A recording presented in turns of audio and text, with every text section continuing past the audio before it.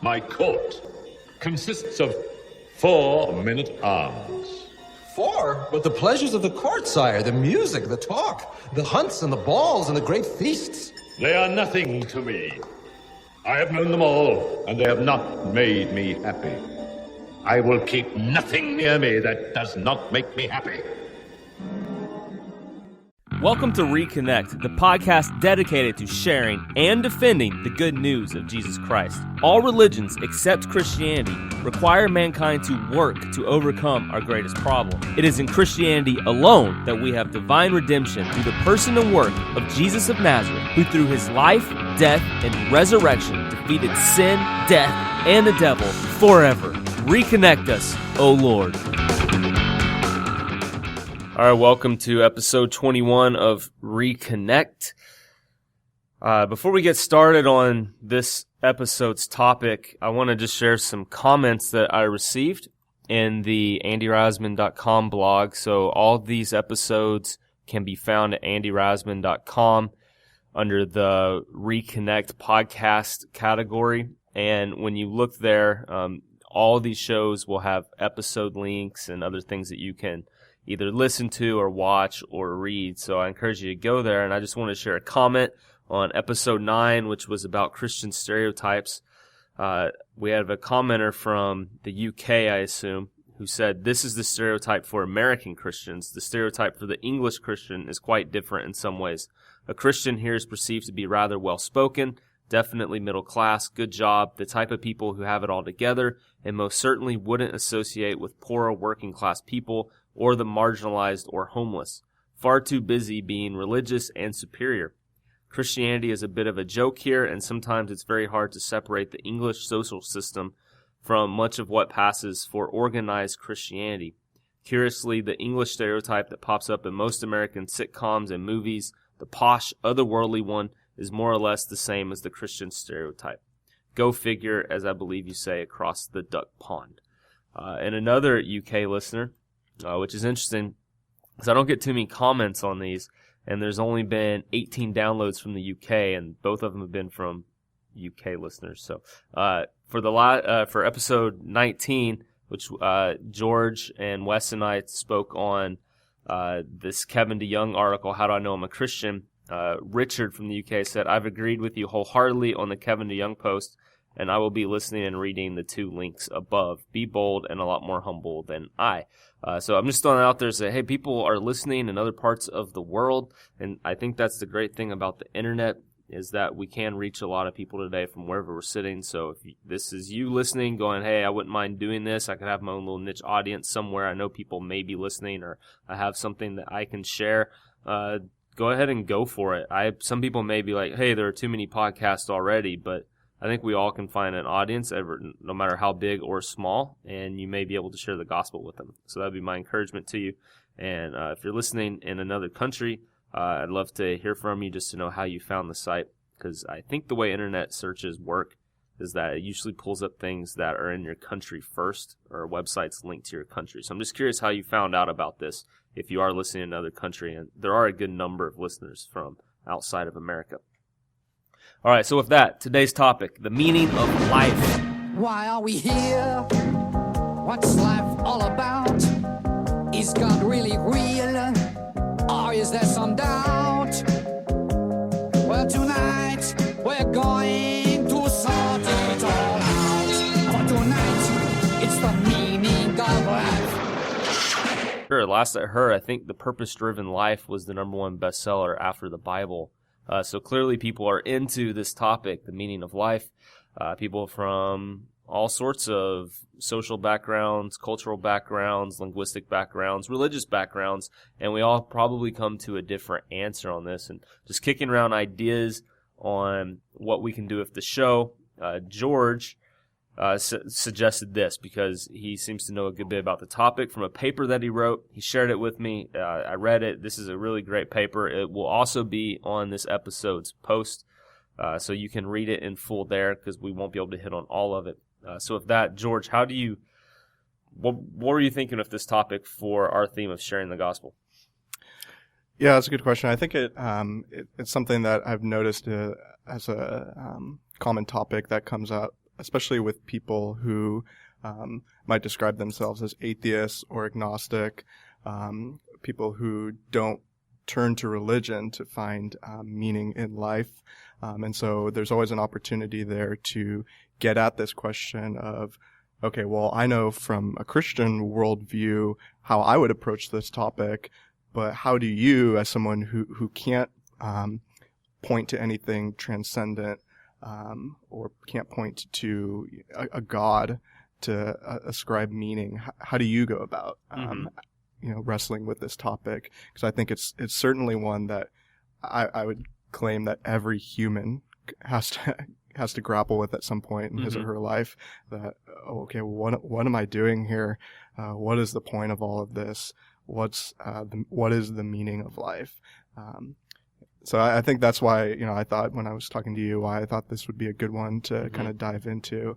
And as you alluded to, this was something that I spent some time with in my undergrad at Concordia, specifically in a philosophy class with Dr. James Bachman. And so this was something that I spent some time researching and just kind of, sitting with, is how do we approach this topic? I think you said looking for the meaning of life. I would nuance that a little bit by saying I'm interested in how do we find meaning in life, Okay. rather than the meaning of life. What do you see being the distinction there?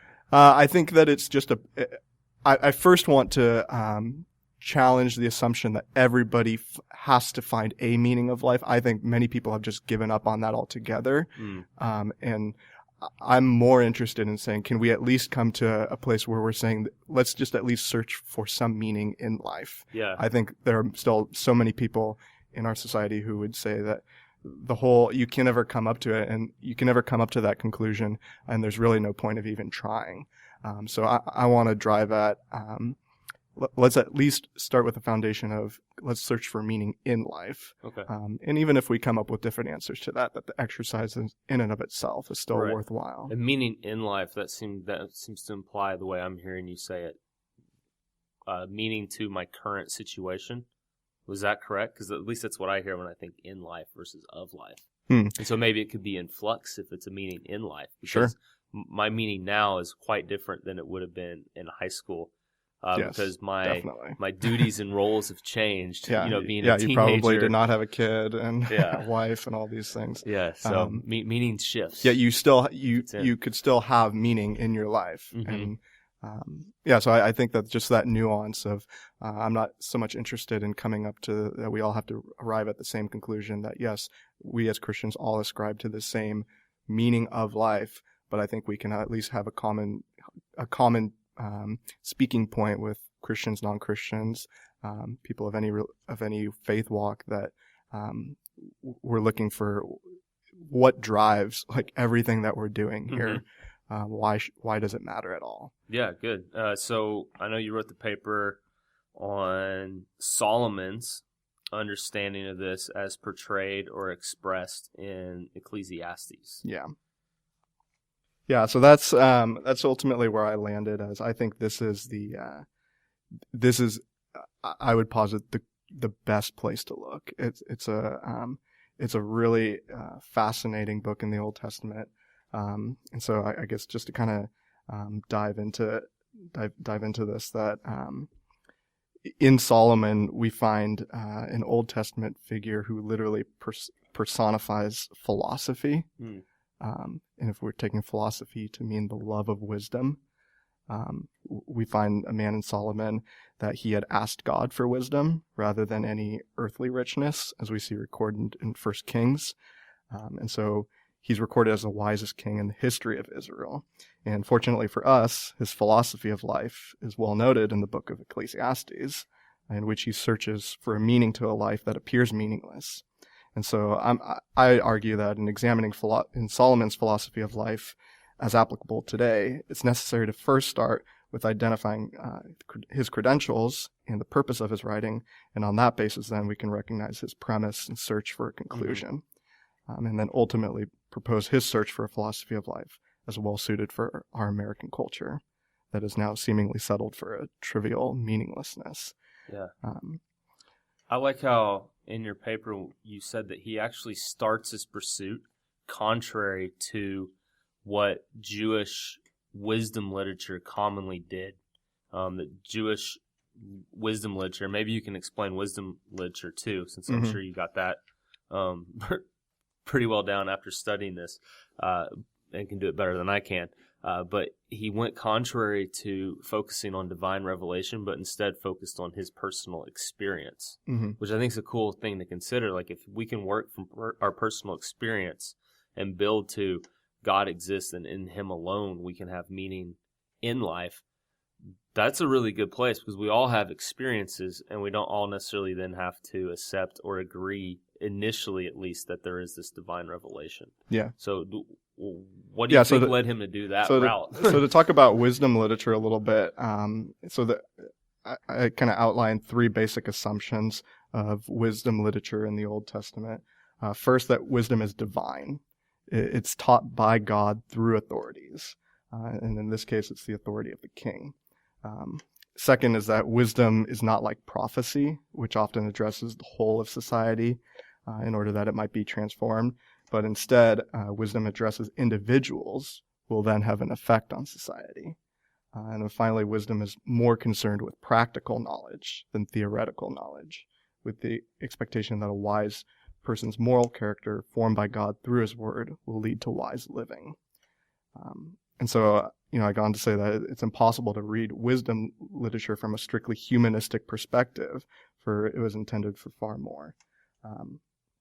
And so I think the philosophy that Solomon puts out, it transcends happiness. It just transcends good living and seeks the pursuit of and love of wisdom, which is from God, who created the world in wisdom. Yet, at the same time, it's not the paradigm of wisdom literature.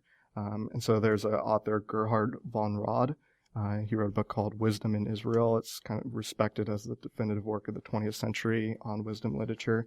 And so I'll just quote this section from him, noting the differences between the wisdom of Ecclesiastes and the more common types of wisdom. So he says, one difference from the old wisdom is interesting. He is less concerned with determining and discussing individual experiences than with life as a whole and with passing a definitive judgment on it. In this respect, then, Qoheleth, who is the name given to the author of Book of Ecclesiastes, the narrator's voice. In this respect, then, Qoheleth has become, from a theological point of view, much more ambitious. Qoheleth, for his part, understands his admittedly very negative judgment of the whole as the end result of many individual experiences. But it is, meanwhile, clear that such an unequivocal judgment of the life and destiny of man cannot be based exclusively on experiences.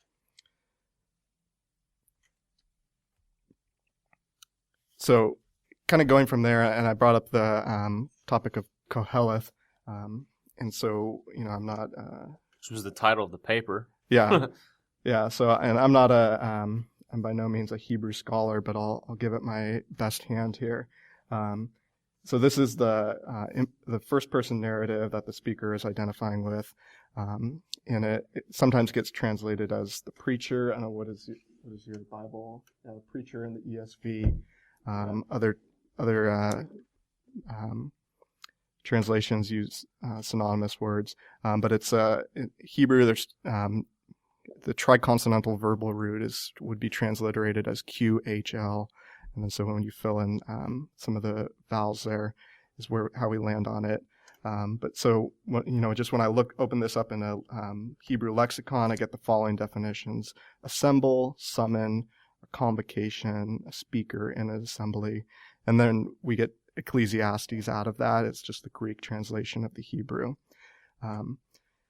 Interestingly, Luther believed that the Qoheleth title belonged more to the name of the writing rather than the writer.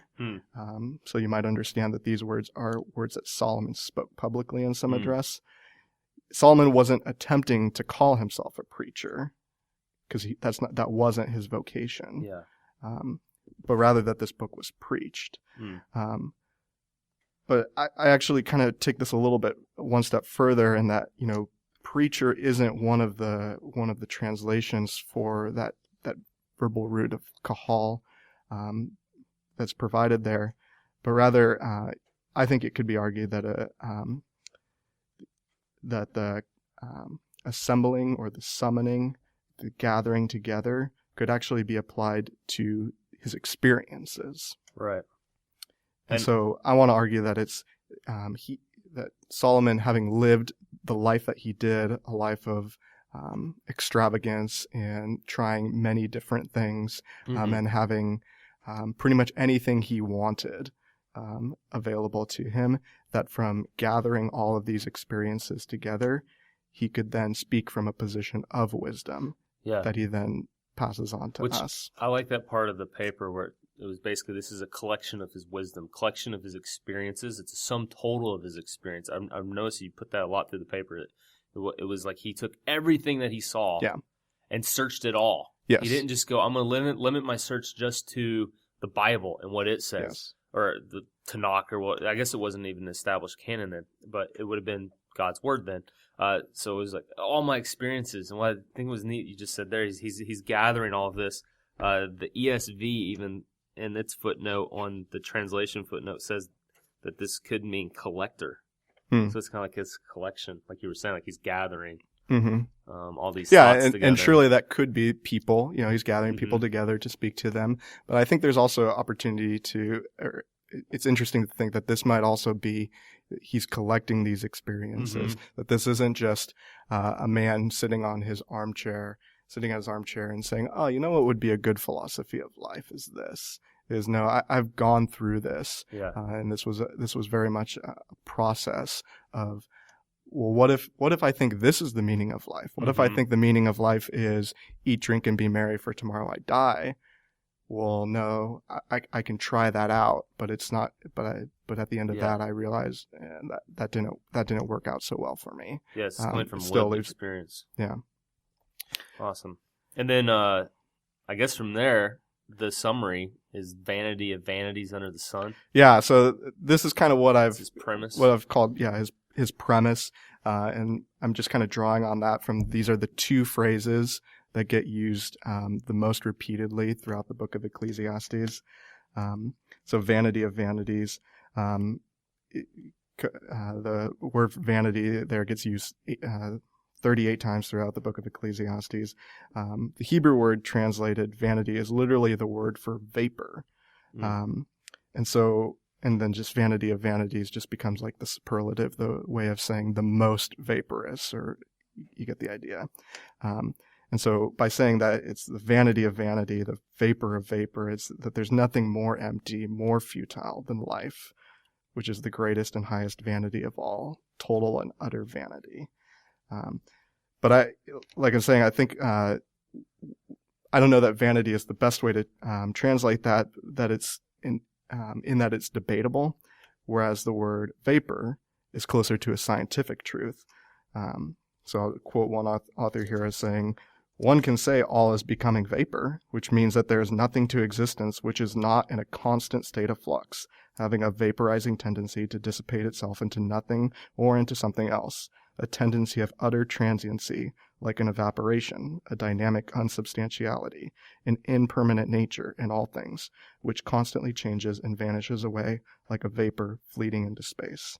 And who can argue with that, right? I mean, what can you name that doesn't change?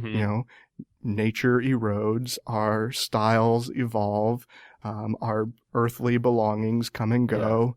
They get destroyed. Nothing lasts forever. Our technology outdates itself.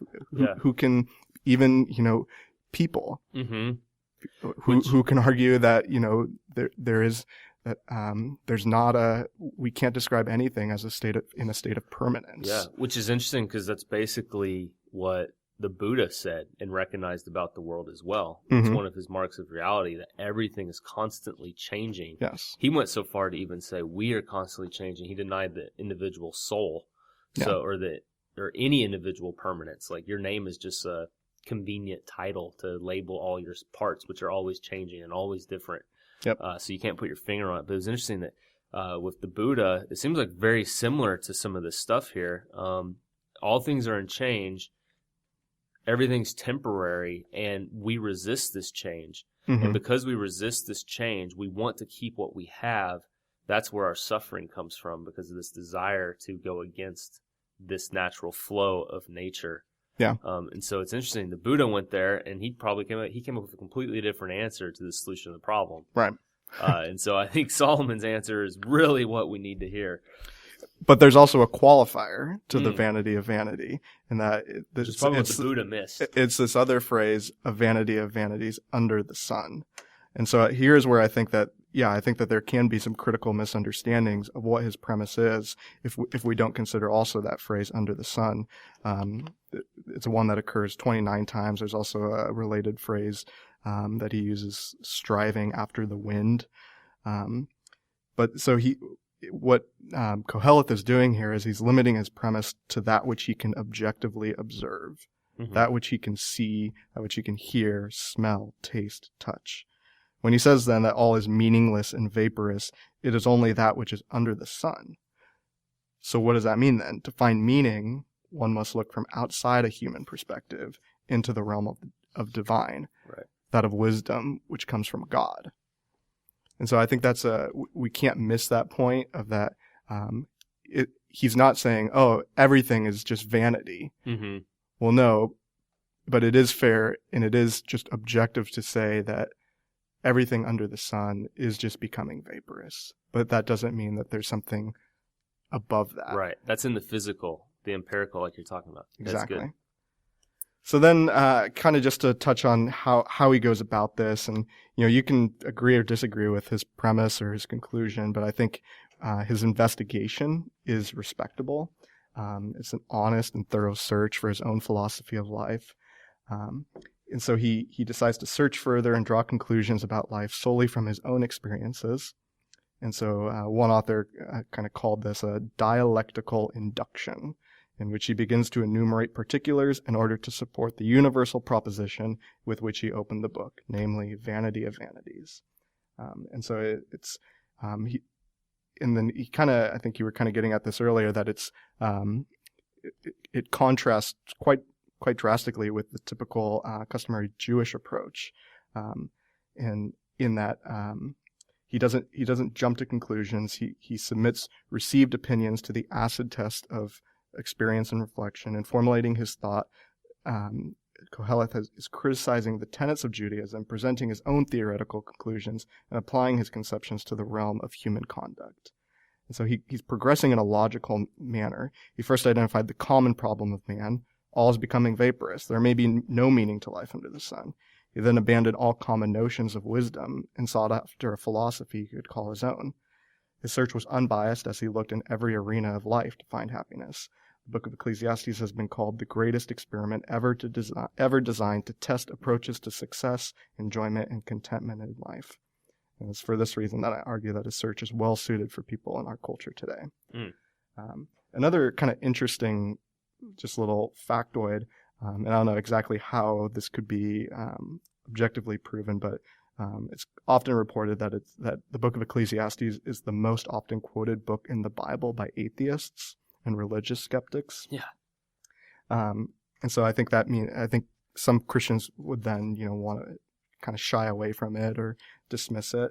But rather, I think it's something that all thoughtful people, whether Christian or not, ought to give notice.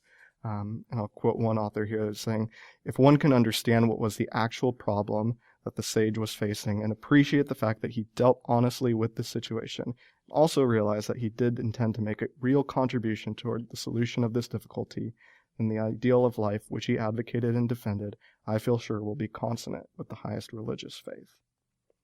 And so I think there is real value in this book, and I think just maybe kind of to summarize for at least this first half of the show, before we get into some of the more contemporary applications of this, where did he land? So he started with this premise that everything under the sun is just vanity. It's all becoming vapor. What should we do in this?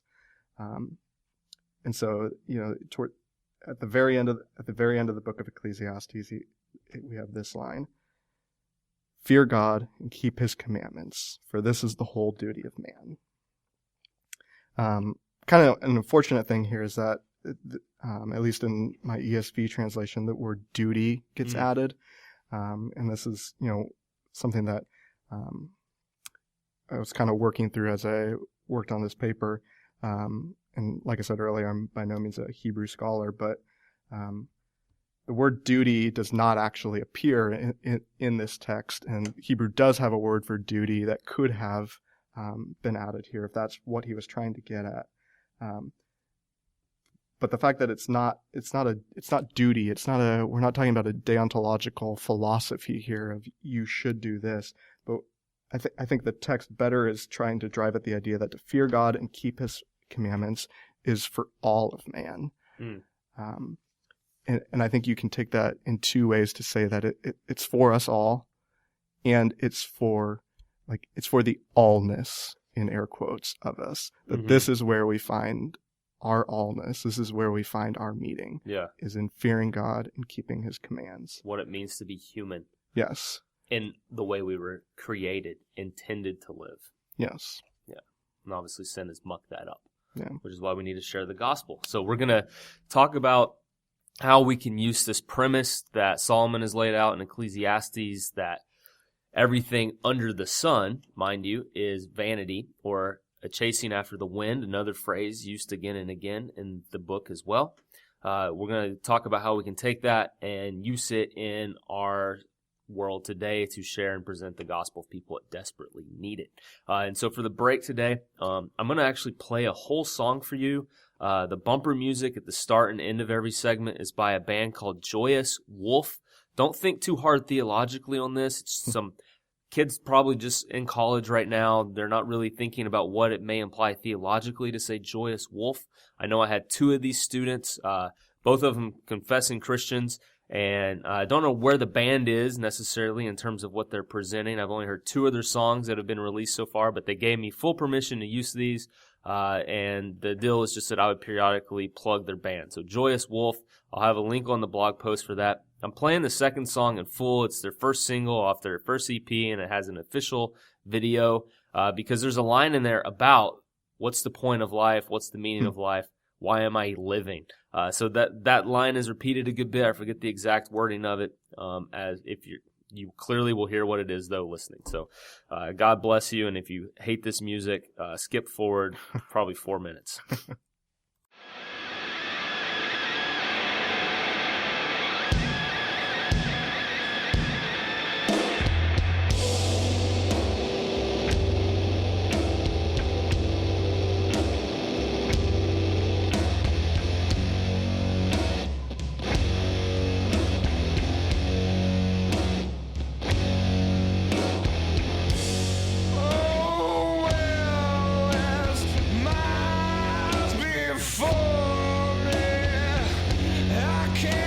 Feel my legs anywhere. Woman's will is one man's here.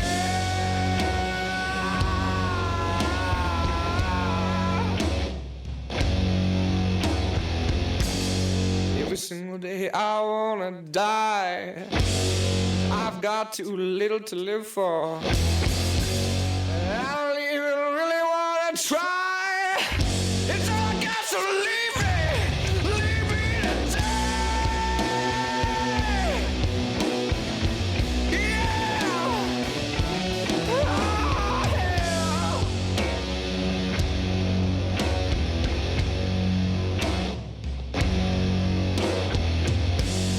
Oh, there's miles to go.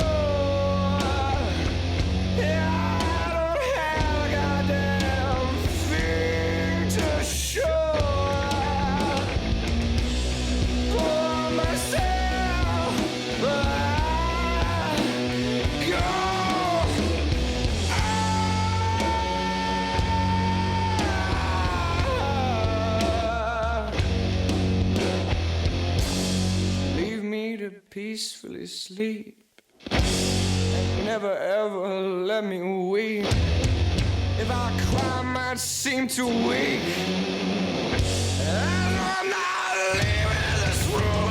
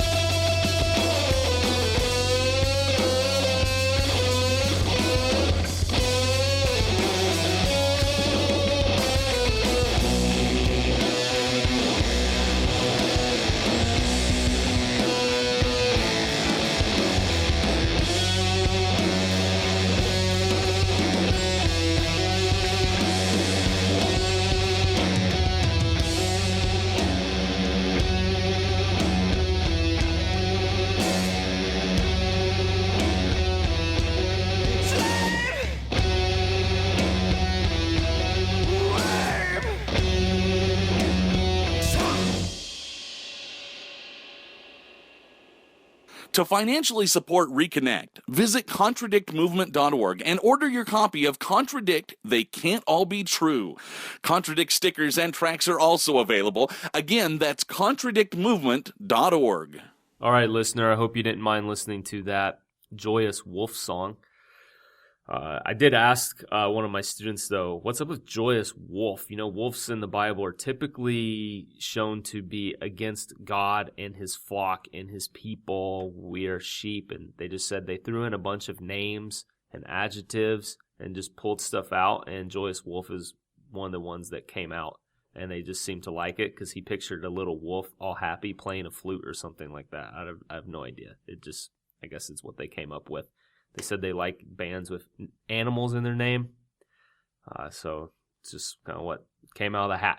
So digging on in, meaning in life, how do we take the words of Solomon and Ecclesiastes and help share the good news of Jesus Christ with others? And as George pointed out in the last segment, from his paper, he found someone citing that atheists quote this book more than any other book in the Bible.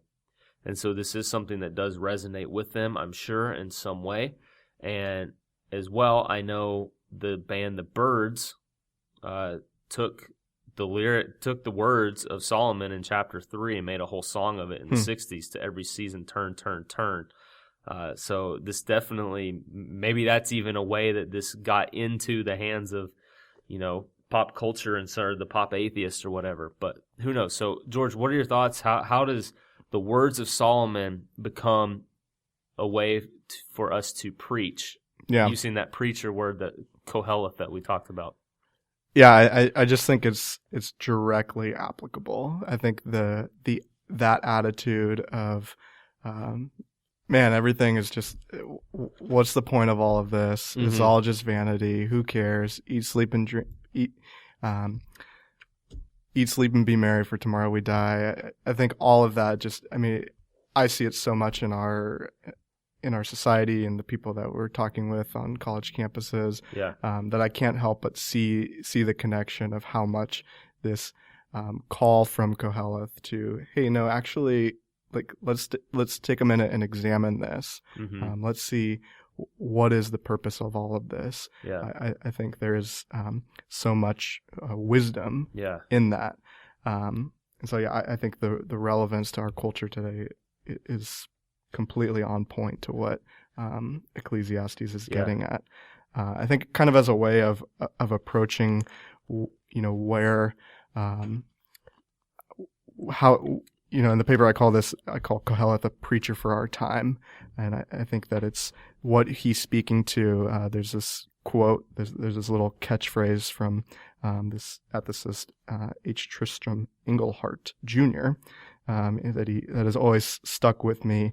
That he describes our culture as having settled for a comfortable ultimate meaninglessness. And I just think that's so profound. In that not only is it vanity of vanities, but we're just okay with it. Like we're comfortable with it. It's almost easier to just give up on that search for meaning than to work our way through it. And is that ultimately because this search for meaning, if there is a meaning, which is for all people, all times, that transcends our human perspective, it then strips us from making our own meaning? Is that really it what could it is? completely. What if it's completely in conflict with whatever I want to do? What if the meaning of life is something that is harder for me to reconcile than just not caring at all and just going about my business and doing whatever I want? So of course, I think it's easier to just avoid this question altogether. Yeah. Than it is to take it seriously. It's like we all pick a meaning, but it's a temporal meaning as opposed to this eternal, ongoing meaning. Yeah. So it's kind of interesting. So there's a part in here that there's this classic book that was written in 1985 by an author named Neil Postman. The book's called Amusing Ourselves to Death. he sets up his thesis by juxtaposing two iconic pieces of fiction. So Huxley's Brave New World and George Orwell's 1984. So if you're familiar with those works, then you'll kind of track with this. If you're not, then I think you can still kind of get at what he's saying. But I'll just read this full quote here that what Orwell feared were those who would ban books. What Huxley feared was that there would be no reason to ban a book, for there would be no one who wanted to read one. Orwell feared those who would deprive us of information. Huxley feared those who would give us so much that we would be reduced to passivity and egoism. Orwell feared that the truth would be concealed from us. Huxley feared that the truth would be drowned in a sea of irrelevance. Orwell feared that we would become a captive culture. Huxley feared we would become a trivial culture, preoccupied with some equivalent of the feelies, the orgy-porgy, and the centrifugal bumblepuppy. In short, Orwell feared that what we hate will ruin us. Huxley feared that what we love will ruin us. And so Postman, with his observation of American culture's willingness to just subject ourselves to mass media, any and all forms of entertainment, he agrees with Huxley that our fascination with amusement, much like Qoheleth's, has caused us to forfeit meaning and settle for lifestyles that never quite escape vaporous, empty triviality. Yeah. And he wrote that in 85. Yeah. And now we're sitting 20 years later. Yeah. No, 20 years later? Yeah. No, 30 years 30 later. years later. Yeah. 30 years later. Holy moly. We're sitting 30 years later, and this whole mass media, everything's at our fingertips. It's just gone so much further beyond anything he probably was even imagining at that time. Yeah. It's just proliferated unbelievably. Wow. And so I kind of then give two examples of this, of how America's mindset of meaninglessness continues to be made manifest today.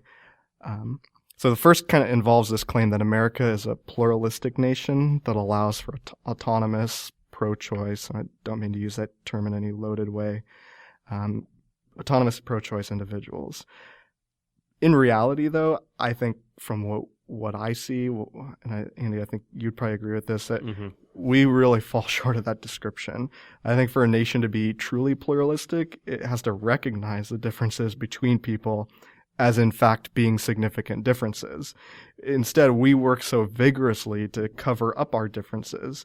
And so our choices aren't respected as significant, varying choices at all, but as merely preferences that do not make much of a difference. And I think this is something that we see pretty consistently when we're, out on college campuses engaging with people of all sorts of different religious backgrounds. It's like, oh, okay, well, you believe that there's a God. I don't believe that there's a God. I believe that there are many gods. I believe that we are all gods. Yeah. Yeah, that's fine.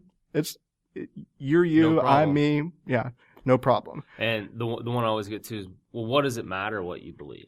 Yeah. We get that one a ton. Or even if they believe every single thing we tell them in the sense of this seems true, their answer is, but do I really need to believe that? And it's just like, wow, yeah, this idea of meaningless. There is no objective, absolute meaning applied to words even now. Yeah. And I'm borrowing a lot from Professor at Concordia, Dr. Bachman, who was really a great help with me in writing this paper, and like a true philosophy professor, very Socratic in the way he kind of guided me through researching this and writing this. But a quote from him that I just absolutely love. I think it's so brilliant that this way of speaking about this just dismissing our differences, it's really allowed our conversations to remove any threat of differences and permits us to, as Dr. Bachman says, celebrate difference only when being different makes no difference. So it's like at the points where I strongly disagree with you, well, let's just ignore those things, because who really wants to be bothered with the mess of, well, you stand on this side of the position, I stand on this side of the position. Okay, well, it really makes no difference. Let's just ignore all of those things, because really, if it's a meaningless world, then why bother ourselves with these differences? Yeah, such differences put up fences. They make boundaries, and in the Wild West, people didn't like the boundaries. When people started to put up fences, the people that drove the cattle were pretty upset about it, and it caused problems. And it's because you bump into things then. It almost like your space got narrowed. And so if we can remove all these boundaries, but we're still keeping different. Although this real difference is what I hear you pointing out. It's like now it becomes just easier. Yeah. And I think that's really it. Like it becomes easier.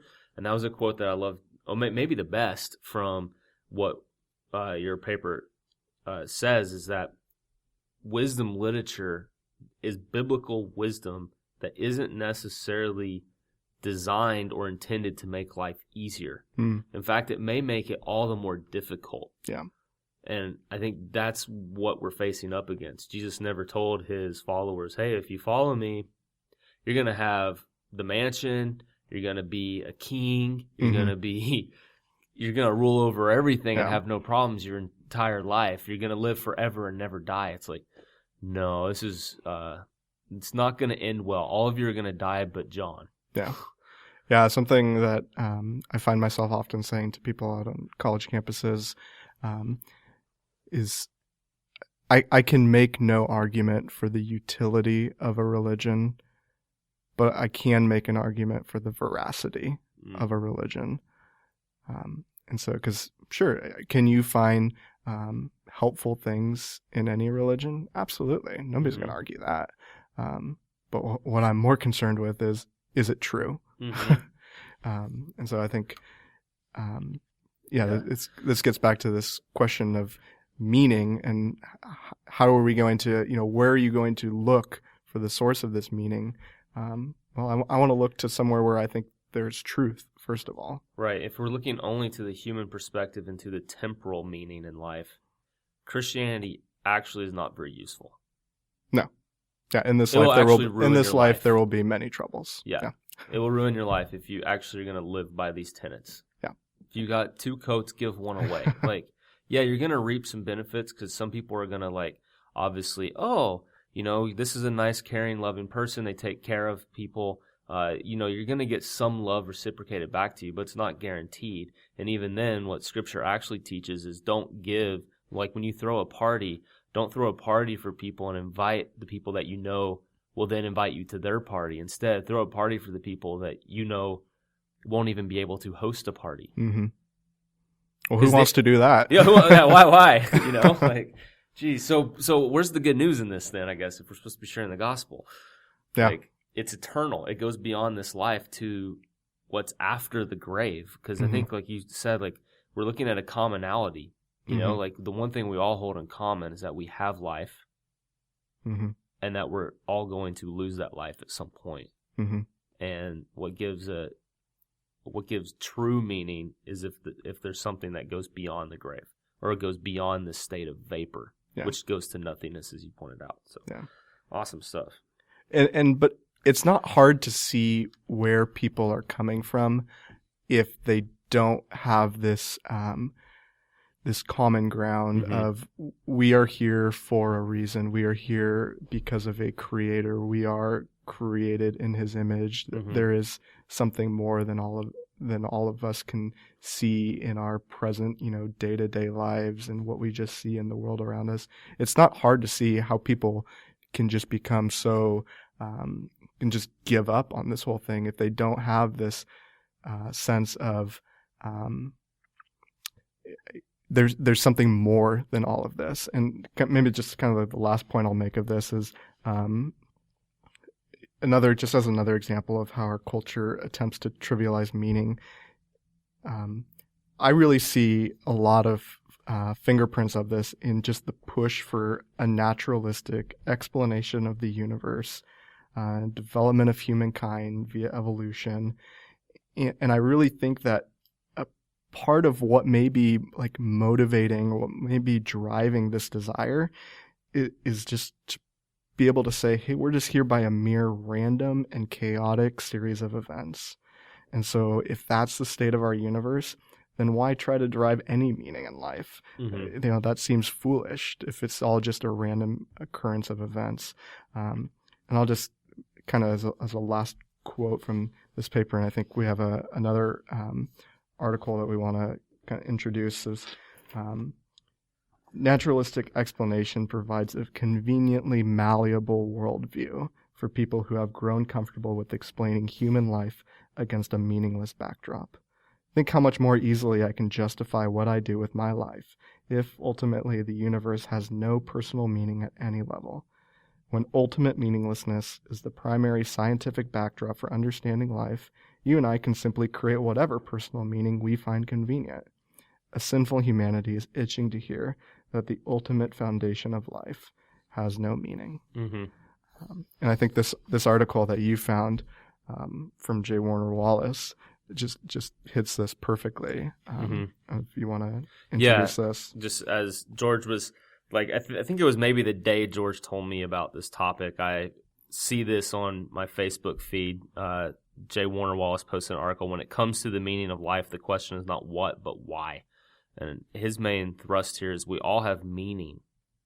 We can all find meaning in what we're doing. The problem, though, is can we justify why it's meaningful, which goes back to what you're saying, the truth behind it. Mm-hmm. And really, my meaning could be different than your meaning in life. Mm-hmm. I may find meaning in something that you think is utterly meaningless. Well, does that then... So I guess his point there is someone could be doing something completely wrong and evil, something that I would say, that is evil, that is really bad. Mm-hmm. But if that person says, well, no, I think this is the best thing I can be doing. Yeah. I have total meaning in this. I find enjoyment in this, and I'm going to live for this enjoyment. Like, we need a meaning which transcends all of us in order to have true meaning, in order to say this is right, this is wrong, because otherwise there is no right or wrong, which I think is really what comes about from that naturalistic explanation that you're talking about that leads to meaningless. Because if everything is ultimate, and if we're talking ultimate meaning, if there is no ultimate meaning, then really everything is permissible, which I think is the crux of this. Because as sinful people, we want to do what we want to do. Yeah. I don't want you to tell me I can't do what I want to do. That's what makes me the most angry and takes away what I perceive to be the meaning of my life. Yeah, absolutely. I think we've had this conversation several times with students on college campuses, particularly from atheistic background, who are proposing, evolutionary approach to the theory of life, and I think one thing I've heard you say before, a little bit kind of tongue in cheek, is, well, I'm really happy that you don't actually live out your worldview. Mm-hmm. Yeah. Right? Because if you did, well, I mean, isn't it just survival of the fittest? Right. And if you want to kill me because I in some way threaten your happiness or threaten you being the most dominant person in this space, well, why? I mean, it's just survival of the fittest, right? Yeah.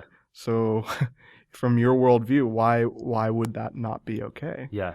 And I think ultimately, you can argue, well, I don't kill you because I don't want you to kill me. So we have this very utilitarian agreement that, right. But ultimately, who's to say that's right? And like the J. Warner Wallace article, why? Why do I not kill you because you don't kill me? Like, why should I not kill you? I like your clothes. Yeah. Right? I like your car. I like your home. It's better than mine. Yeah. Why can't I take it? Right. And again, I think we have to have a God above, because when we die, there is an eternal punishment called hell, and there is an eternal paradise called heaven. And the ones who have heaven are those who have faith in his son, Jesus Christ. He has made a way for all of us to be forgiven of the hell that we do deserve. And if we're atheists, and when we die, we're in the grave, I no longer exist. That's annihilationism. I no longer exist. I no longer know anything. So that's where my take on him is like, I can do anything I absolutely want, and when it comes to the end, before I get arrested, I can put a bullet in my head. Yeah. And I won't know any different, but I had so much fun for that time. Mm-hmm. And it almost, I mean, this is bad to say because I don't want to encourage anyone to commit suicide, but really, like, if there is no God, suicide is what we all should be doing if we know we're going to die. If we know it's going to be a slow, agonizing death, like, just end it. And there's I don't know who the atheist was, but Ben Stein in his movie Expelled was interviewed a guy that had terminal cancer, and he pretty much was saying, when it gets to this point, I'm going to end my life. And it was because he knew then there would be no more consequences. Mm-hmm. And it's just a really sad state of existence. So, yeah, like in Christ, we have a purpose and meaning that can go on forever, and it helps us see the meaning in life now, knowing that everything we do now and everything we have now has an eternal ramification. Yeah. Yeah, I liked J. Warner Wallace gives us example of, I bet you're going to think that there's a meaning in life, or that the question matters if your kids come back with you and say, well, I think my meaning in life is just to watch Hulu or Netflix all day. I bet that at that point, then you're going to say, well, there's probably some other meaning of life. And then, I'll quote him here, but if there is no transcendent objective meaning to our lives, it's all really a matter of opinion. If that's the case, good luck trying to get your kids to stop watching videos. If, however, we have been designed by a creator God for a purpose that transcends our own limited desire and perspective, we can begin to help our kids understand that we are arguing for more than an opinion. And when we address the why questions, the what questions are much easier to answer and defend. I think this ties back perfectly to, if it is just all vapor of vapors, vanity of vanities under the sun, sure, live however you want. Mm-hmm. Eat, drink, and be merry, for tomorrow we die. Keep going back to that. Why not? Whatever makes you happy, more cars, more houses, more food, more women. Can't be that bad, according to Sheryl Crow, right? And it's like, well, what makes me happy could kill you even, So is it bad now? Like, it's just, they've really put us in a pickle with this type of thinking. And I know we're not innocent of it either, because I know I put my own ambitions and desires above God's will for my life all the time and above what's best for my fellow man. So I guess it's where the gospel really comes in, that Jesus does save all of us from this meaninglessness, which our lives would be without him. Yeah. So I guess I should close because I need to leave and get to work. So just to really, I guess, end it the way we always like to interject at some point in this podcast is that, how do we know there is a God then? That's great. This God gives meaning. That doesn't necessarily mean God exists. We know God exists because he's shown himself to us through the person and work of Jesus Christ of Nazareth, who through his life, death, and resurrection has given us eternal life and connection with God the Father, a connection which was cut off and because of our sin. But we do not have to be cut off from God the Father forever, because Jesus Christ took our sin upon himself, becoming sin, and was cut off for us on our behalf. And that is the good news, and that is how we are reconnected into a right relationship with God the Father. Subscribe on iTunes, comment on the blog post at andyrasman.com. George's paper will be there for this episode number 21, as well as the J. Warner Wallace article that we've mentioned. God bless you all, and check out Joyous Wolf if you like the music.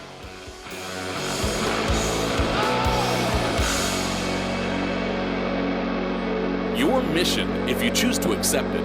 Visit ContradictMovement.org and order a Contradict sticker today to financially support Reconnect. Thank you for listening, and reconnect us, O Lord.